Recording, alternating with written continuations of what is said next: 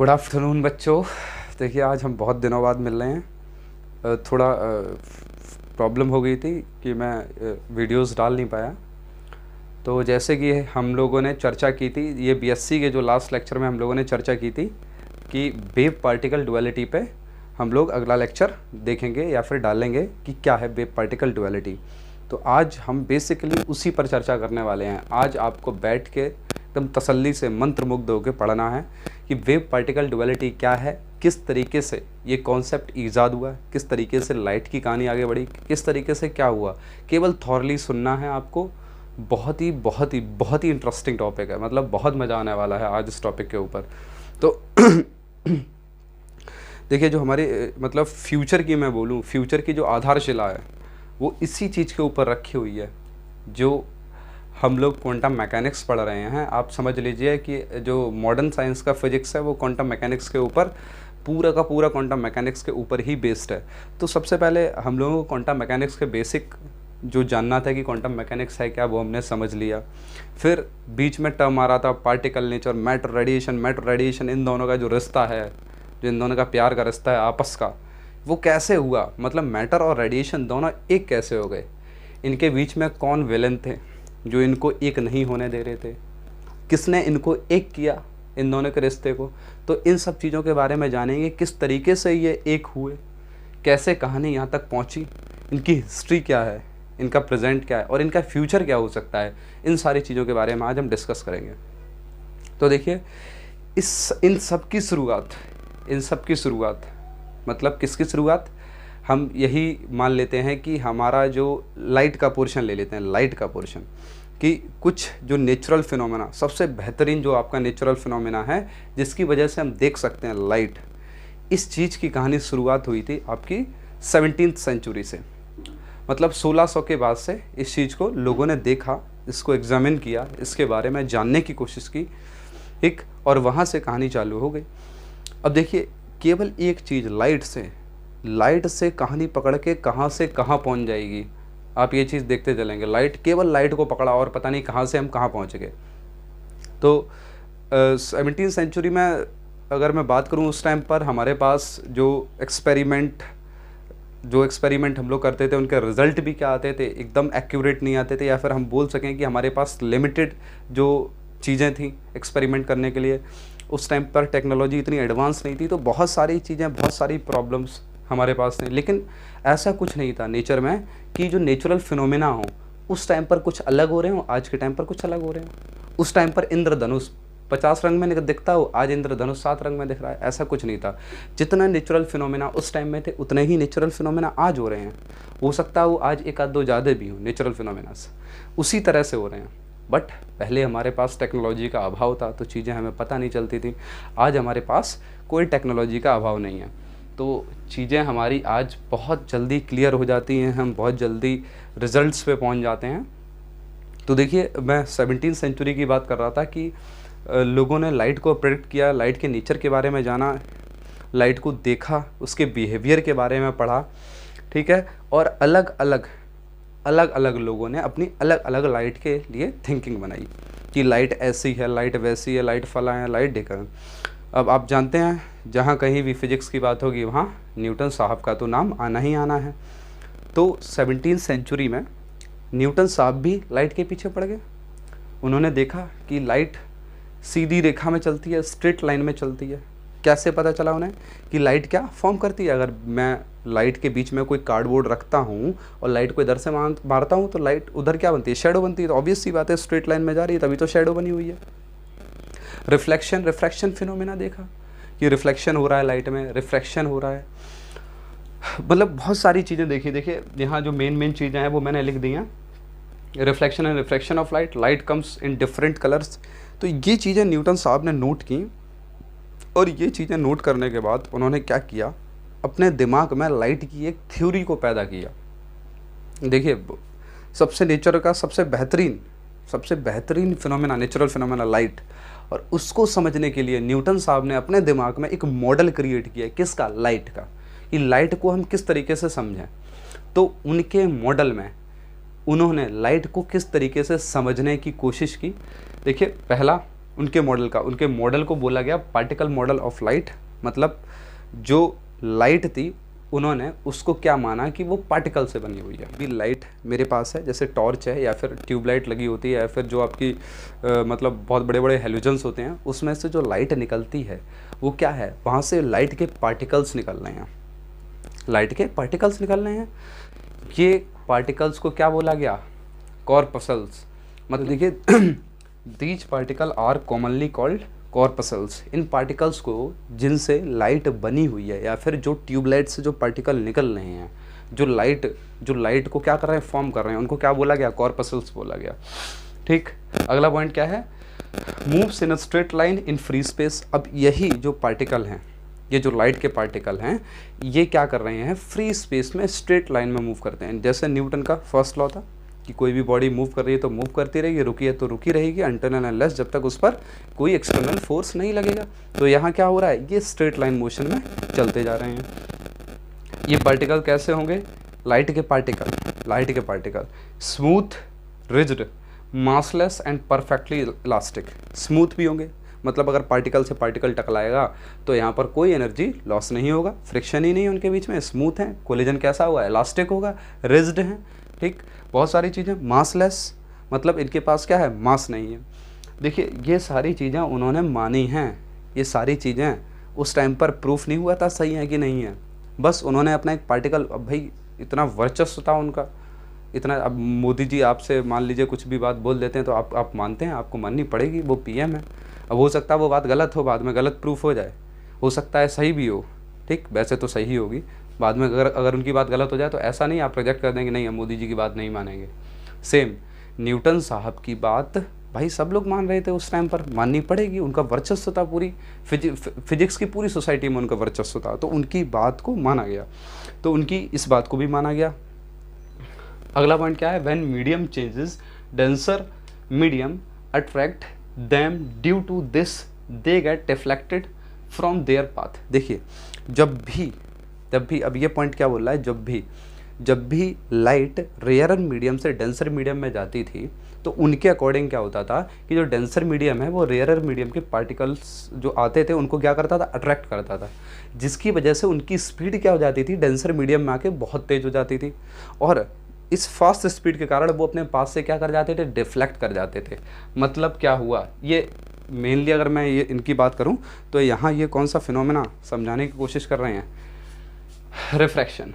देखिए मैं आपको बताता हूँ, ये आपने छाप लिया होगा, छाप लीजिए, नहीं छापा हो तो देखिए इस पॉइंट को क्या कहना चाह रहे हैं कि अगर मेरे पास ये कैसा है, डेंसर मीडियम है ये हमारे पास। देखिए अब लाइट आ रही है यहाँ से, ये छोटे पार्टिकल्स के फॉर्म में आ रही है इस तरीके से, ऐसे, ये डायरेक्शन आने की।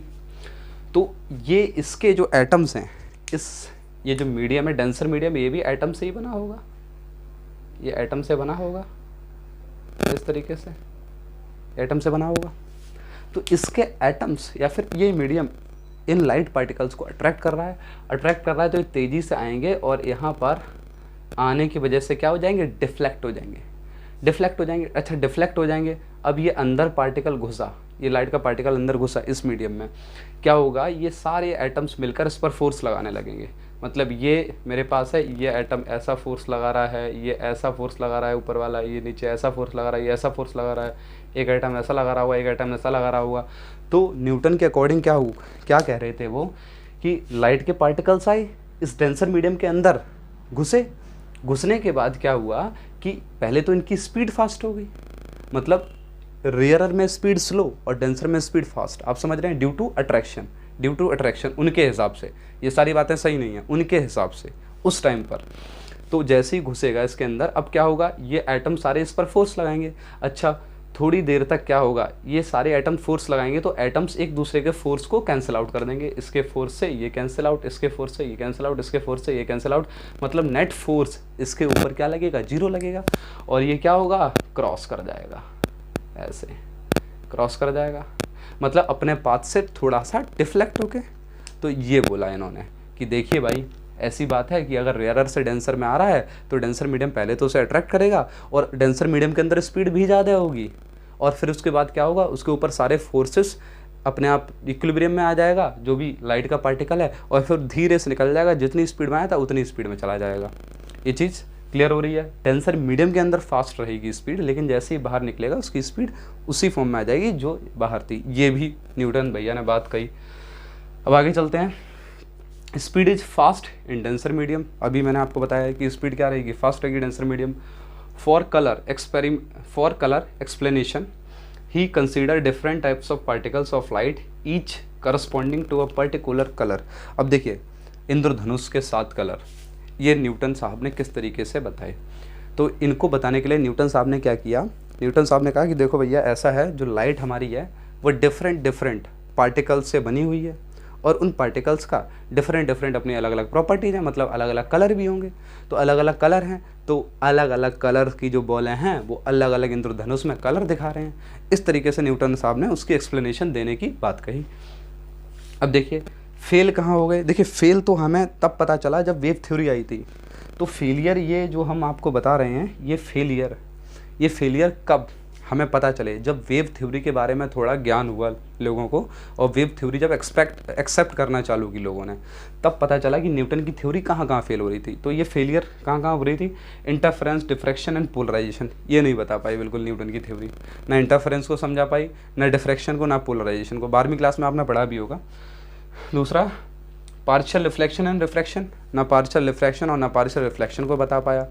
तीसरी चीज़ हमको पता है, हमको बाद में पता चला था, मतलब तब तक तो न्यूटन साहब ने ये अपनी थ्योरी दी थी, उस टाइम तक तो हमारे पास, देखिए उस टाइम तक तो हमारे पास कोई ऐसे इंस्ट्रूमेंट ही नहीं थे जिससे हम लाइट की स्पीड मेज़र कर पाएँ। ठीक, मतलब हमें पता ही नहीं था लाइट की स्पीड कितनी है। तो हम ये भी नहीं जानते थे कि लाइट की स्पीड डेंसर में ज़्यादा है या फिर रेयर में ज़्यादा है। केवल ये सब कुछ अंदाजे पे चल रहा था, और कुछ कुछ अच्छा लग रहा था, फील हो रहा था कि हाँ ऐसा भी होता है, शेडो भी बनती है, तो हाँ हो सकता है लाइट स्ट्रेट लाइन में मूव करती हो। मतलब कुछ ऐसे एक्सप्लेनेशन जो हमें लग रहे थे सही हैं, लेकिन ये सही नहीं होंगे, अभी पता चलेगा आपको। अब चौथा है same weight of light source. Same weight of light source, ये बहुत अच्छा पॉइंट है। Same weight of light source का क्या मतलब है कि अगर लाइट पार्टिकल नेचर की है, तो जो हमारे पास ट्यूब लाइट है, जो हमारे पास बल्ब है, जो हमारे पास हेलोजन है, उसमें से पार्टिकल्स निकल रहे होंगे। और अगर पार्टिकल्स निकल रहे हैं उसमें से, तो उस ट्यूब लाइट का वेट भी क्या होना चाहिए, लॉस होना चाहिए।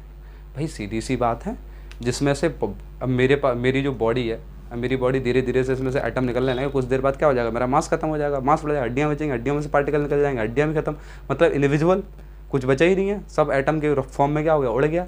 तो सेम जो लाइट निकल रही है किसी भी सोर्स से, तो क्या होना चाहिए था, उस सोर्स को ख़त्म हो जाना चाहिए था।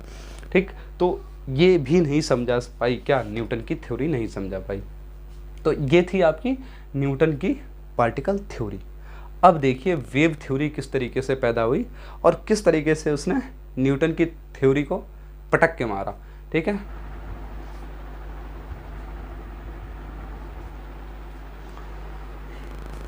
तो न्यूटन साहब की थ्योरी को बहुत अच्छी तरीके से लोगों ने रखा, बहुत ज़्यादा सम्मान दिया कि भाई मतलब न्यूटन साहब ने कोई थ्योरी दी और वो गलत कैसे हो सकती है। लोग इस मेंटालिटी में नहीं थे कि नहीं, न्यूटन साहब की थ्योरी गलत नहीं हो सकती है, क्योंकि उनका जो औहदा था वो इतना बड़ा था कि लोग उसके सामने गलत चीज़ को भी एक्सेप्ट कर रहे थे। मतलब बहुत सारी चीज़ें ऐसी थी जो बिल्कुल ही गलत थी न्यूटन साहब की थ्योरी में, लेकिन फिर भी लोग नेगलेक्ट नहीं कर पा रहे थे। मान लीजिए मुकेश अंबानी साहब आपको आके कोई बिजनेस मंत्र दे जाएं, चाहे वो कितना ही घटिया क्यों ना हो, लेकिन आप मान लोगे। क्यों? क्योंकि वो बहुत पैसे वाले हैं। मैं आपको कोई मंत्र दूं बिजनेस का, आप बिल्कुल नहीं मानोगे। क्यों? सर कौन है? कोई नहीं है, कुछ नहीं पता है। तो हमेशा किसकी बात मानी जाती है? जो सक्सेसफुल होता है, चाहे भले बेचारा गरीब आदमी क्यों ना सही हो, उसकी बात कोई नहीं मानता है। तो सेम कहानी। अब सर हाइजन आए, क्रिश्चियन हाइजन आए, और इन्होंने कहा कि देखिए ऐसा है, लाइट जो है वो हम पार्टिकल फॉर्म में नहीं ले सकते हैं, हमें वेव फॉर्म में लेना पड़ेगा, या फिर पार्टिकल फॉर्म में नहीं होती है, वो वेव फॉर्म में होती है। और बहुत सारे लोगों ने इन्हें सुनने से इनकार कर दिया, ना तुम उल्लू बना रही हो, ऐसा कुछ नहीं है, ये है वो है। ठीक, तुम कौन हो? बहुत बड़े नेता बन रहे हो। मतलब 50 बातें इन लोगों से बोल दी क्रिश्चियन हाइजन्स से, लेकिन उन्होंने हार नहीं मानी, क्योंकि सही चीज़ तो सही है। ये पड़े रहे पीछे। अच्छा, पड़े रहे पीछे। तो देखिए पड़े रहे पीछे, तो लोगों ने इनसे सवाल पूछना चालू कर दिया। तो फिजिक्स सोसाइटी ने क्या कहा, आर्ग्यूमेंट किया उन लोगों ने, हाइजेंस की जो बातें थी उनके ऊपर सोचकर, और हाइजेंस से ही पूछ लिया कि अच्छा एक बात बताइए कि अगर लाइट वेव फॉर्म में चल रही है, लाइक साउंड वेव, और उसके बीच में अगर कोई चीज़ आती है, मान ली कोई कार्डबोर्ड आ गया, कोई गत्ता आ गया, कोई दीवार आ गई, ठीक, तो जैसे साउंड वेव पार कर जाती हैं दीवार को, वैसे ही लाइट को भी पार कर जाना चाहिए, उसकी शैडो नहीं बननी चाहिए, ठीक। तो अब ये तो बड़ा चिंताजनक विषय है कि भाई साउंड वेव आपने देखा होगा, ऐसा तो है नहीं आप अपने कमरे में गाने बजा रहे हो, बाहर वाले कमरे में आवाज़ ना जा रही हो, ठीक। सेम लाइट की कहानी थी कि अगर लाइट वेव है तो शैडो नहीं बननी चाहिए, मतलब कोई भी बीच में कुछ भी चीज़ आ रही है तो लाइट क्या हो जाएगी, उससे रुक जाएगी। सॉरी, अगर पार्टिकल नेचर है तो रुक जाएगी, अगर वेव नेचर है तो क्या, उसको क्रॉस करके जाएगी। साउंड वेव भी यही करते हैं। साउंड वेव क्या करते हैं, अगर उनके सामने कोई कार्डबोर्ड या फिर गत्ता आता है या फिर कुछ भी ऐसी कोई चीज़ आती है, दीवार आती है, तो जो उसकी वेव्स होती हैं वो क्या करती हैं, कॉर्नर से ऊपर से नीचे से होके चली जाती हैं, क्रॉस करके चली जाती हैं। तो जो हाइजेंस साहब थे उन्होंने कहा कि देखिए भाई, लाइट भी यही काम करती है, बट लाइट की जो वेवलेंथ होती है वो क्या होती है कि एज कंपेयर टू जो आपके सामने जो भी चीज़ रखी हुई है उसके कंपैरिजन में, जो भी आपके सामने बॉडी रखी हुई है उसके कंपैरिजन में लाइट की जो वेवलेंथ होती है बहुत उसकी डायमेंशन से बहुत ज़्यादा छोटी होती है, इसलिए ऐसा नहीं हो पाता है। देखिए क्या बोला, ये पॉइंट ऊपर वाला मैं बता दिया, ये देखिए wavelength is small as compare to the dimensions of वो गत्ता, वो कार्डबोर्ड, जो भी बॉडी है, कोई भी बीच में जो रुकावट है उससे क्या है, बहुत छोटी है। And if travels in a particle form then, तो और उन्होंने पहले तो ये बताया कि वेवलेंथ छोटी होती है, इसलिए वो उस कार्डबोर्ड, उस गत्ते को क्या करती है, उस गत्ते को क्रॉस नहीं कर पाती है, रुक जाती है। लेकिन फिर हाइजेंस ने तुरंत ही अपना सवाल दाग दिया कि देखो ऐसी बात है कि अगर आप मुझसे सवाल कर रहे हो तो मैं भी आपसे एक सवाल करता हूँ। क्या सवाल था कि अगर लाइट पार्टिकल फॉर्म में चल रही है तो जो इस कार्डबोर्ड की इमेज है, कि इस कार्डबोर्ड की जो इमेज है वो इमेज क्या बननी चाहिए, शार्प बननी चाहिए, बिल्कुल शार्प। मतलब क्या होता है कि आपने देखा होगा, आप किसी चीज़ की इमेज बनाएं, जैसे अगर मैं इस मार्कर की ही बात करूं, इस मार्कर की यहाँ इमेज बना रहा हूँ, इस तरीके से यहाँ बन नहीं रही है, अगर उधर लाइट लगी होती तो इधर बनती है इमेज। तो अगर किसी चीज़ की जो इमेज बनती है तो वो ब्लर क्यों होती है, कोनों पर बेंड क्यों होती है, जिससे हम लोग बोलते हैं डिफ्रैक्शन, आप लोग 12th क्लास में पढ़ के आए हैं। वो इमेज एकदम शार्प क्यों नहीं होती है भाई, अगर लाइट का पार्टिकल नेचर है तो इमेज शार्प बननी चाहिए। वाई ब्लर क्यों होती है, क्योंकि कोने से क्या होती है, कुछ लाइट बेंड हो जाती है। ये वेव थ्योरी में बाद में पता चला, उस टाइम पर नहीं पता चला, लेकिन हाइजेंस ने ये सवाल कर दिया कि बताइए अगर पार्टिकल नेचर है तो ऐसा क्यों होता है। तो लोग और कन्फ्यूजन में, अब लोग क्या होने लग गए, अब लोग कन्फ्यूज़ होने लग गए। लेकिन अभी भी जो एक्सेप्टेंस था न्यूटन की जो थ्योरी का, पार्टिकल थ्योरी का, वो ज़्यादा था। अभी हाइजेंस की थ्योरी को कोई नहीं मान रहा था। लेकिन हाइजेंस के ही क्या थे, एक स्टूडेंट थे थॉमस यंग। अब देखिए उससे पहले हाइजेंस साहब ने क्या किया, रिफ्लेक्शन एंड रिफ्रैक्शन को भी समझा दिया वेव फ्रंट के माध्यम से, ये समझा दिया। जो न्यूटन साहब ने रिफ्लेक्शन और रिफ्रैक्शन को समझाया था, न्यूटन साहब ने पार्टिकल मॉडल में किस तरीके से रिफ्लेक्शन को समझाया था कि बॉल्स आ रही हैं, रबर बॉल्स आ रही हैं, और ज़मीन पे जैसे बॉल्स इलास्टिक कोलिजन करती हैं वैसे इलास्टिक कोलिजन करके जितने एंगल ऑफ इंसिडेंस पे आई उतने एंगल ऑफ रिफ्लेक्शन पे चलेंगी। इस तरीके से न्यूटन साहब ने समझाया था। लेकिन हाइजेंस साहब ने वेव फ्रंट्स के फॉर्म में समझाया था। आप लोगों ने क्लास 12th में वेव फ्रंट्स बनाए होंगे बहुत अच्छे से, वेवलेट्स, वेव फ्रंट्स। नहीं बनाए हो तो आप 12th क्लास में पढ़ लीजिए जाके। और हाइजेंस साहब ने क्या बताया कि different coloured could be associated with different wavelength of light. ये बहुत मतलब एक बहुत ही अच्छा फैक्टर था डिसाइड करने के लिए कि लाइट वेव नेचर की है, कि जो अलग अलग लाइट के कलर हैं, न्यूटन साहब के हिसाब से क्या था कि अलग अलग पार्टिकल होंगे, अलग अलग कलर के पार्टिकल होंगे। बट हाइजेंस साहब के हिसाब से क्या था कि अलग अलग वेवलेंथ की लाइट, अलग अलग वेवलेंथ की वो इलेक्ट्रोमैग्नेटिक वेव होगी, या फिर मैं बोलूँ अलग अलग वेवलेंथ की वो लाइट होगी जो क्या दिखा रही है, अलग अलग कलर दिखा रही है। तो हाइजेंस की थ्योरी को अब थोड़ा सपोर्ट मिलने लगा लोगों का, लेकिन एक्सपेक्ट अभी भी किसी ने किया है, बिल्कुल इसे अलग ही रखा, कोई एक्सेप्ट नहीं कर रहा था इसको। न्यूटन का क्या था, दबदबा था चारों तरफ भाई सोसाइटी में, तो इसलिए अभी तक कोई आगे बढ़ के नहीं आया। लेकिन क्या कहते हैं कि अगर आप सच्चाई की राह में चल रहे हैं तो आपके सामने कितने भी कांटे आएँ सब टूट जाएंगे। वही कहानी हाइजेंस साहब के साथ हुई। इनके स्टूडेंट थे थॉमस यंग, उन्होंने आके इस चीज़ को प्रूफ कर दिया कि लाइट क्या है, वेव नेचर की है। आपने सुना होगा, बहुत ही फेमस एक्सपेरिमेंट है यंग्स डबल स्लिट एक्सपेरिमेंट, जो वर्ल्ड के 10 मोस्ट फेमस एक्सपेरिमेंट है। उसमें शायद सेकंड या थर्ड पोजीशन पे आता है। थॉमस यंग का ये एक्सपेरिमेंट था और ये इसने दुनिया में तहलका मचा दिया कि लाइट किस नेचर की होती है, वेव नेचर की होती है। इंटरफेरेंस, डिफ्रैक्शन, पोलराइजेशन, दुनिया भर की चीज़ें सारी क्या समझा दी आप थॉमस यंग ने, सारी चीज़ें आके अपने इस एक्सपेरिमेंट से उन्होंने समझा दिया। तो देखिए, ये तो तय हो गया था डबल स्लिट एक्सपेरिमेंट से कि लाइट का जो नेचर है वो वेव नेचर का है। अब इनके सपोर्ट में और साइंटिस्ट लोग आए, जैसे आपके फ्रेजनल हैं, फ्रोनर हैं, मैक्सवेल हैं। देखिए 1850s के आसपास लाइट की स्पीड को भी मेजर कर लिया गया था कि लाइट की स्पीड आसपास 3 × 10⁸ मीटर पर सेकंड होती है। और फिर 1850 में कर लिया था। और 1860s में जो मैक्सवेल साहब आए तो उन्होंने अपनी 4 इक्वेशन दी और उन्होंने और बहुत कुछ, इलेक्ट्रोमैग्नेटिक जो दुनिया है उसमें एक अलग ही वर्चस्व बना डाला उन्होंने अपना। और उन्होंने भी किसको सपोर्ट किया, लाइट की वेव थ्योरी को सपोर्ट किया। तो कहानी चलती रही, थ्योरियाँ सपोर्ट करती रहीं और वेव थ्योरी को एकदम वाइडली चारों तरफ एक्सेप्ट कर लिया। और जो न्यूटन की पार्टिकल थ्योरी थी उसको बिल्कुल ही ख़त्म कर दिया गया कि न्यूटन की पार्टिकल थ्योरी कुछ नहीं, गलत थ्योरी थी। गलत हम बोल सकते हैं, काफ़ी चीज़ों को वो एक्सप्लेन नहीं कर पा रही थी, या फिर बहुत ही बेटर थ्योरी जो आपकी वेव थ्योरी थी वो पार्टिकल थ्योरी से थी। तो अब कहानी देखिए आपकी इस पर आ गई, वेव थ्योरी पर आ गई। ये 1801 में एक्सपेरिमेंट किया था थॉमस यंग ने इस थ्योरी को प्रूव करने के लिए कि लाइट का नेचर किस तरीके का है, वेव नेचर का। अब कहानी अभी भी नहीं रुकी, डिबेट यहाँ तक जो चल रही थी लाइट के बीच में कि पार्टिकल है कि वेव है, कि पार्टिकल है कि वेव है, ये अभी तक क्या हो गया, ये क्लियर हो चुका था कि लाइट अब क्या है, डिबेट ख़त्म हो गई कि लाइट भैया अब क्या है, वेव है, पार्टिकल नहीं है।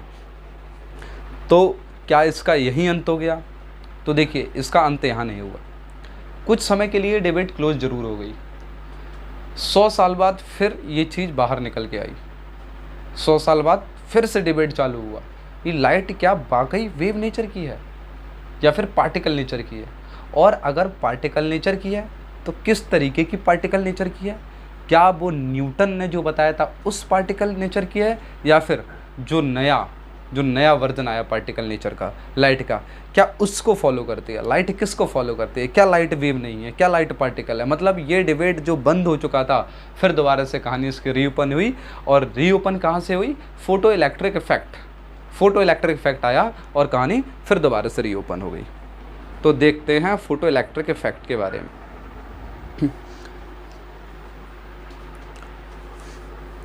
अब देखिए, हमारा सबसे पहले पार्टिकल मॉडल, फिर लाइट का वेव मॉडल। अब दोबारा से फिर से क्या हुआ, आपने हॉलविच और लेनार्ड का एक्सपेरिमेंट मैंने आपको पढ़ाया है स्टार्टिंग में। जैसे क्वांटम मैकेनिक्स की मैंने स्टार्टिंग की थी, दूसरा लेक्चर हमारा उसी पर था। हॉलविच एंड लेनार्ड का एक्सपेरिमेंट बहुत अच्छे से डिटेल में वहाँ समझाया, तो वहाँ आप जाके देखिए कि किस तरीके से लाइट का ये डिबेट दोबारा से ओपन हुआ कि लाइट किस नेचर की है, पार्टिकल नेचर की है। तो अब देखिए, जब फोटो इलेक्ट्रिक इफेक्ट को समझाया गया, तो लाइट को माना गया कि लाइट किस नेचर की है, ये पार्टिकल नेचर की है। कौन से वाले पार्टिकल नेचर की है, क्या वो जो न्यूटन ने दिया था या फिर कुछ नया। तो देखिए, नया न्यूटन वाला पार्टिकल नेचर नहीं, न्यूटन वाली पार्टिकल कहानी अलग है। अब जो पार्टिकल नेचर है वो एक स्पेशल पार्टिकल नेचर है। तो देखिए कि अब लाइट को क्या माना गया कि लाइट किस चीज़ से बनी हुई है, लाइट बनी हुई है फोटोन से।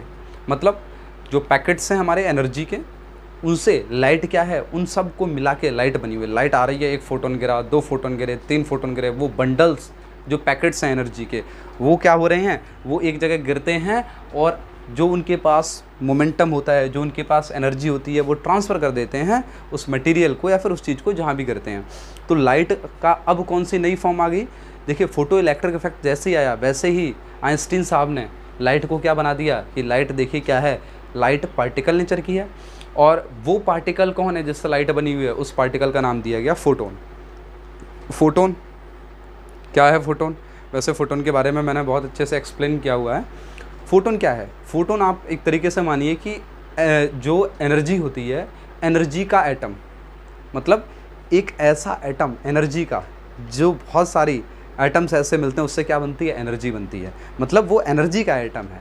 नॉर्मली जो एटम होता है उससे मैटर बनता है, मटेरियल बनता है, और फोटोन से क्या बनता है, फोटोन से एनर्जी बनती है, वो एनर्जी का एटम है। इस तरीके से हम फोटोन को देखेंगे। तो देखिए फोटोन की कुछ प्रॉपर्टी देखते हैं कि light is made up of photons and each photon called quanta of light.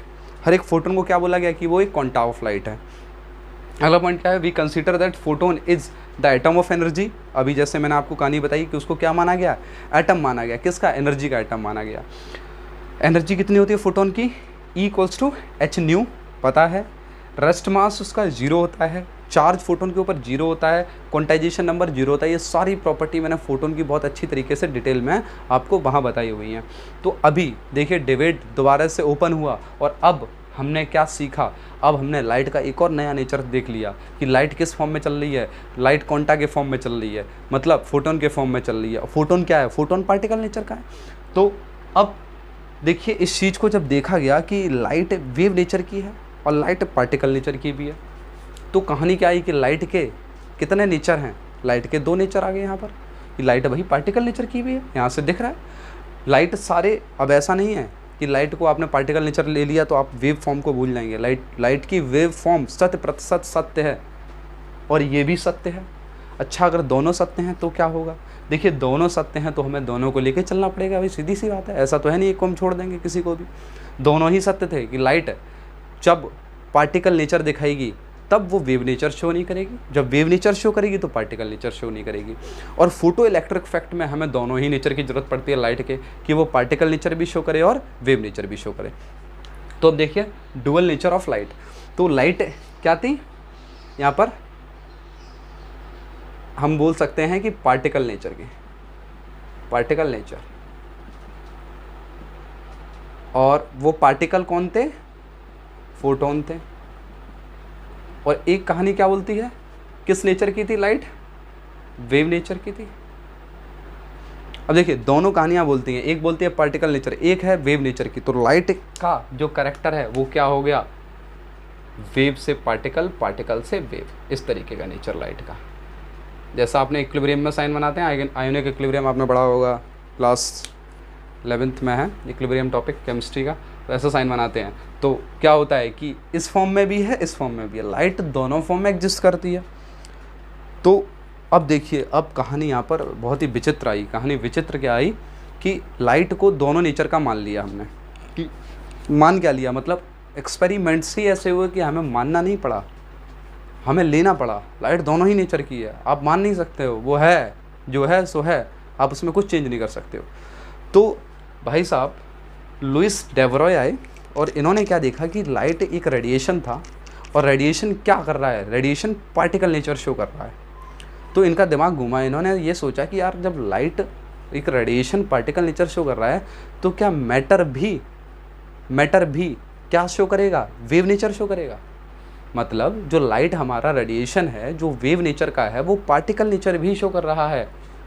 तो क्या मैटर भी हमारा सेम काम करेगा कि मैटर जो ऑलरेडी मैटर पड़ा हुआ है, क्या वो उसके पास वेव बिहेवियर भी है।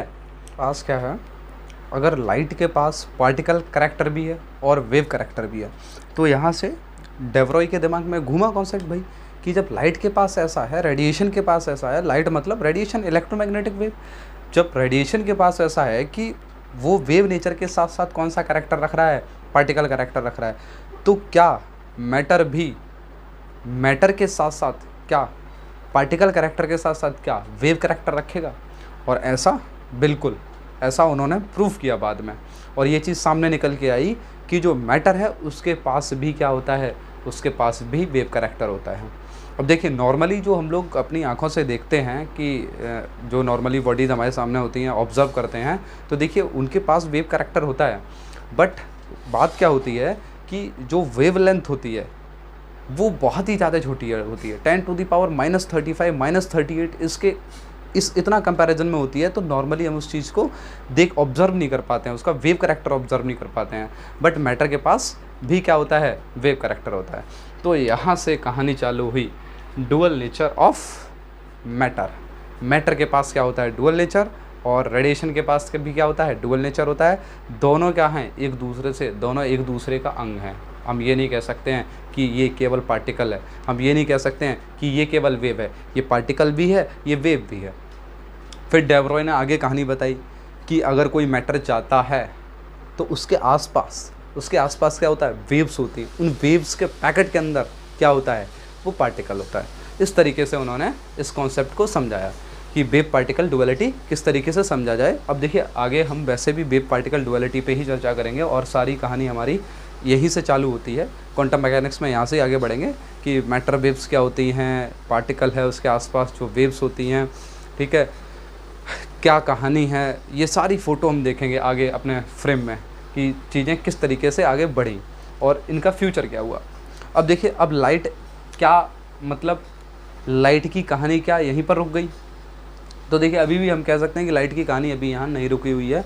अभी बहुत सारी चीज़ें जाननी हैं हमें लाइट के बारे में, अभी पूरी प्रॉपर तरीके से हम नहीं जाने हैं, किसी भी चीज़ के बारे में अभी हम प्रॉपर तरीके से नहीं जाने हैं। तो लाइट का फ्यूचर क्या है वो अभी हमें नहीं पता है। अभी हम जितना जान पाए हैं उसके बारे में, जितना हम लोग मतलब जितना हमारे जो साइंटिस्ट लोग आए हैं, जो उन्होंने जितनी मेहनत की है, जितना हम लोगों को ज्ञान दिया है, अभी तक हम लोग इतना केवल जान पाए हैं ये लाइट के पास क्या है, वेव कैरेक्टर भी है और पार्टिकल कैरेक्टर भी है।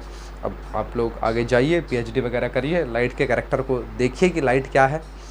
और भी अब आगे एक्सपेरिमेंट्स आएंगे, माइकलसन मोरले एक्सपेरिमेंट और दुनिया भर के रिलेटिविटी में आपने देखा होगा कि लाइट को क्या चाहिए था, मीडियम चाहिए था और ये है वो है, वो सारी चीज़ें फेल होती रहीं। फ़िलहाल तो अभी केवल आप यही जानेंगे और आपके दिमाग में यही रहना चाहिए कि लाइट के पास क्या है, दोनों नेचर हैं, पार्टिकल नेचर भी है और क्या है, वेव नेचर भी है। तो अगले लेक्चर में हम लोग यहाँ से आगे बढ़ेंगे और लुइस डे ब्रॉय द्वारा जो दिया गया मैटर वेव्स का कॉन्सेप्ट है वो देखेंगे। फिर उससे आगे मूव करेंगे, हाइजेनबर्ग आएंगे, अपना अनसर्टेनिटी का प्रिंसिपल देंगे। फिर धीरे धीरे मॉडर्न क्वांटम थ्योरी की नींव रखी जाएगी, धीरे धीरे मॉडर्न क्वांटम थ्योरी आगे बढ़ेगी। तो मिलते हैं कल इसी टाइम। Thank you.